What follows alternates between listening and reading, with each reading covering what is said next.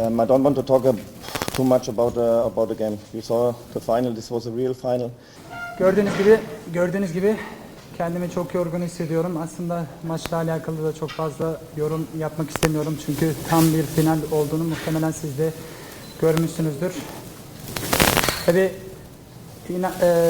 çok fazla inandık. Takım olarak inandık. Oyuncularım da son dakikaya kadar kazanabileceklerine inandılar. Zaten sezon başından son düdüğe kadar inanılmaz bir sezon geçirdik. Ve sonucunda da mutlusuna vardık.